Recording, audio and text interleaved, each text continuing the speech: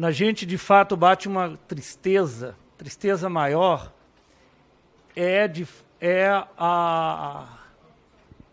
a impotência, seja do sistema judicial, seja do Congresso e do próprio Poder Executivo. Ou seja, o Estado brasileiro é incompetente de reparar, de fato, os danos e promover, garantir a justiça.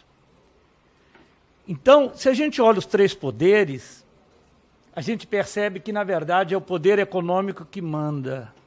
O poder econômico age nos bastidores, porque, em que pese o reconhecimento, seja, né, como tanto aqui do conselheiro, do Ministério Público, a sensibilidade que tem, a ser incansáveis também em tantas reuniões, disponibilidade de pôr o pé lá na lama, bem dizer, de ouvir as pessoas,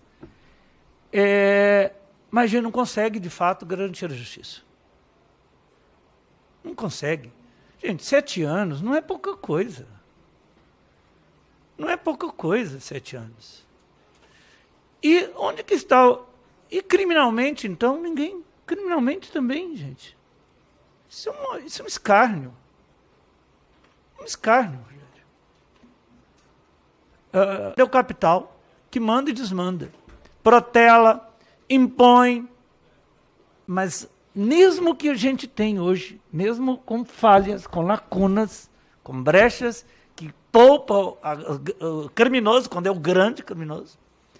Então é isso que nos dá uma tristeza enorme. 7 anos. 7 anos e sequer a gente ter condições de identificar de fato quem são os atingidos. Então, é nesse sentido de que tem muito trabalho pela frente. Eu concordo que é melhor um acordo, mas também não pode ser protelatórios. Adiar esse acordo, que é um acerto, mas qual que é uma compensação?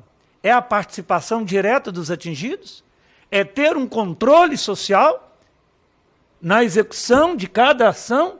Seja a ação feita pelo governo federal, seja pelos governos do Estado, seja pelos municípios, e os próprios projetos atingidos. Então, qual o controle? Acho que a gente tem que ter um certo ganho sobre isso. E vejo que é um acerto em relação ao diálogo com o governo de transição.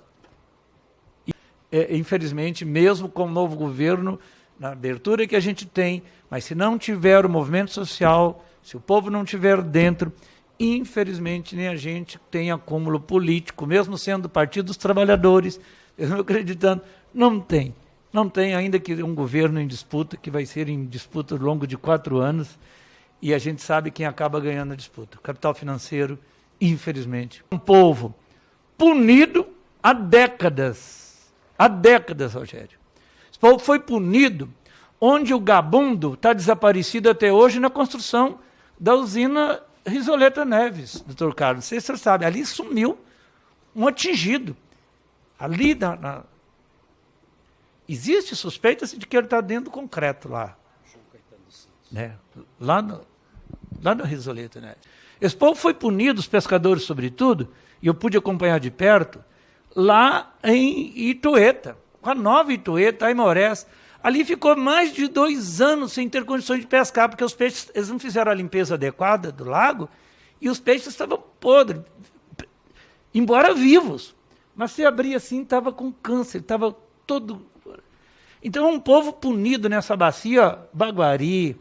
Então, através das hidrelétricas, que só dão lucro. Só dão lucro para quem? Para o grande capital e punindo, excluindo o nosso povo. E com commodities. Então, a empresa, recorde de lucro, a Vale teve recorde, mesmo depois desse crime, de lucros, com apoio do Estado brasileiro, inclusive dessa casa, quando aprova commodities. Ou seja, gera emprego lá na China, os ganhos lá fora. E aqui nada, só buraco e ameaças. Acho que foi o Bandeira de Mello que citou a questão da Anglo Gold. Mas não é, olha para você ver, são várias barragens que continuam torturando o nosso povo dia e noite. Dia e noite, inclusive da própria Vale. Torturando, porque as pessoas não conseguem viver, porque estão debaixo de barragem. E essas barragens foram para lá depois. como foi lá, né, em Bento Rodrigues. Então, doutor, uma assim, dá uma tristeza, uma revolta que a gente tem que transformar, acho que em indignação e como aprimorar a legislação. O senhor citou aqui a questão de Barra Longa. Não só Gesteiro, né, que pertence a Barra Longa, mas ali estão abandonados. Muita gente que já morreu, né, sendo assim, penalizando a todos.